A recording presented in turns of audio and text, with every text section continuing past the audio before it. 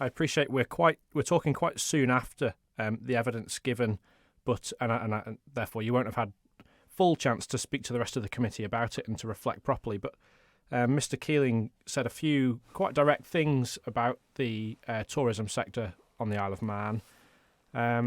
He said that UK and Irish tourists are keen to come here. Is that something you see evidence of still?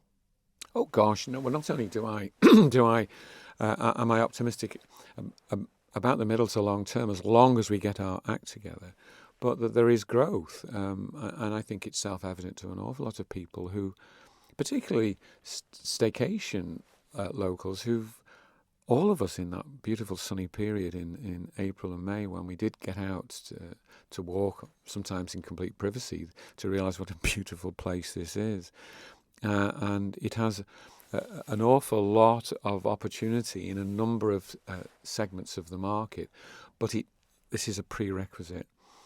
It has to be of a higher quality, and also to achieve success, we're going to have to achieve an 8-month season.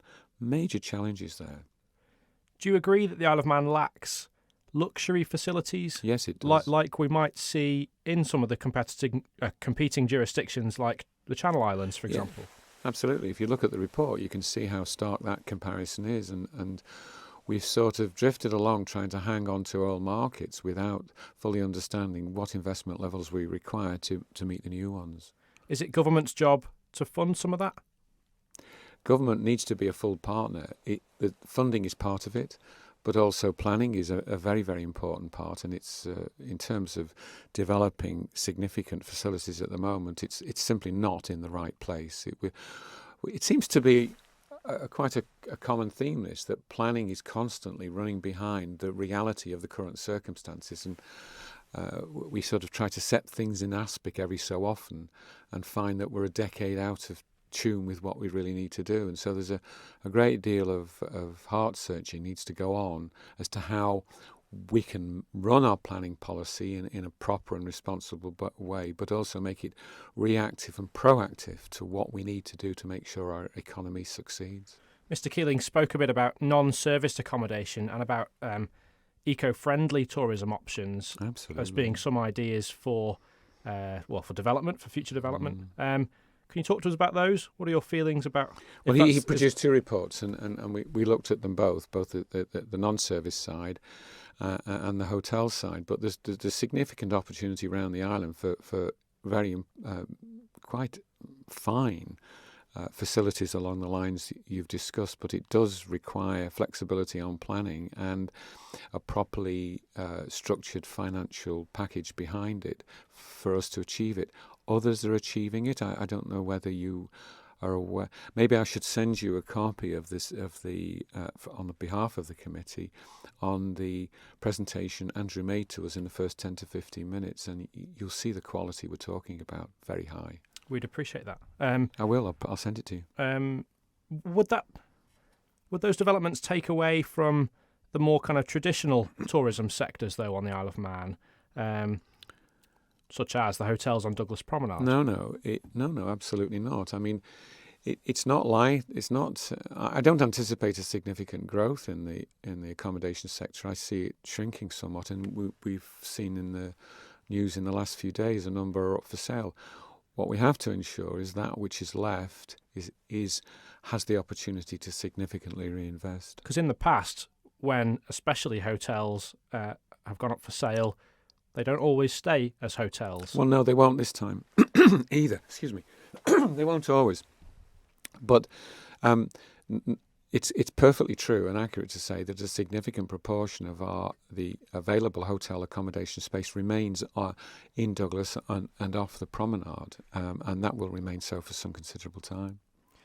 You spoke a lot as well yesterday about businesses surviving winter, and this is both big and small businesses on the Isle of Man. Is it still a real threat that we'll see some disappear over the next 3-6 months, do you feel? Well, my role and that of Claire Barber, my colleague on Douglas East, because of course, as I already said, it's been an agony down there for both small businesses and the accommodation providers. And Claire and I have divided the duties up between the two of us. I focused on the accommodation sector, Claire on the small businesses.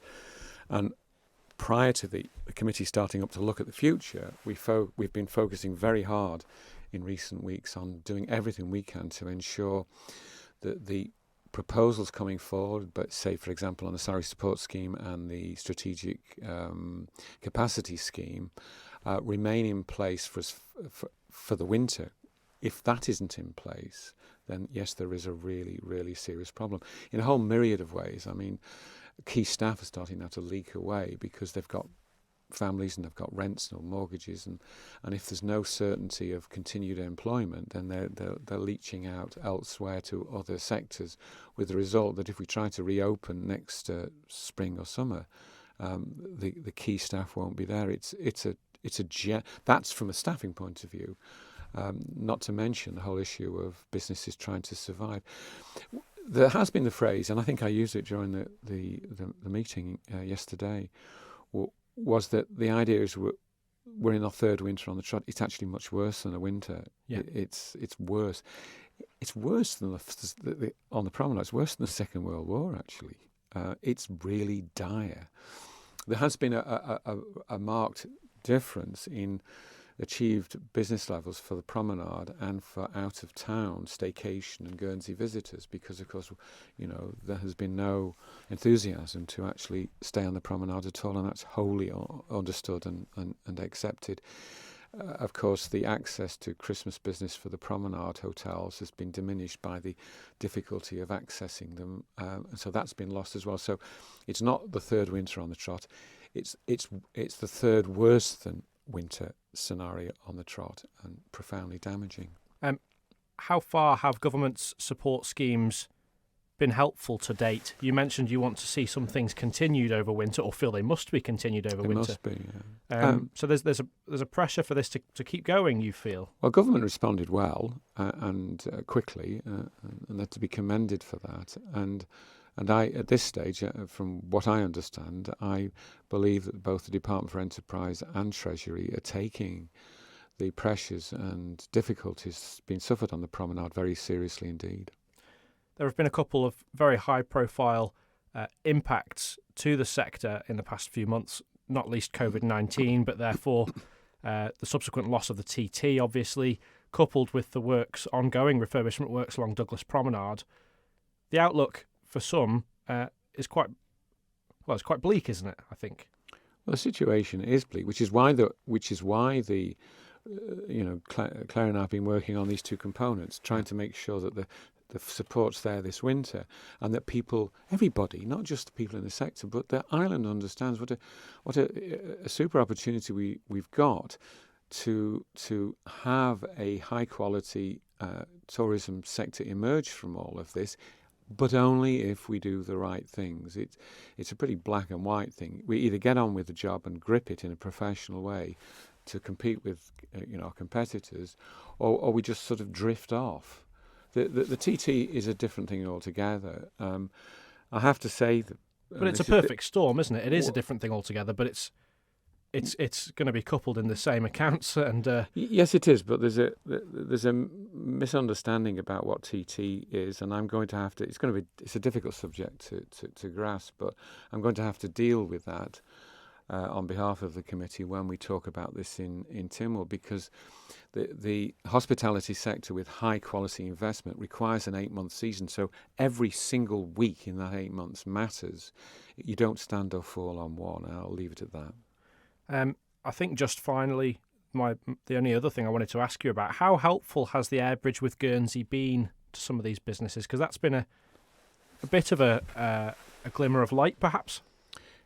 An interesting dynamic that came from nowhere and to be welcomed, and certainly it's helped, particularly for establishments outside of Douglas, and let's hope it continues for a little while yet.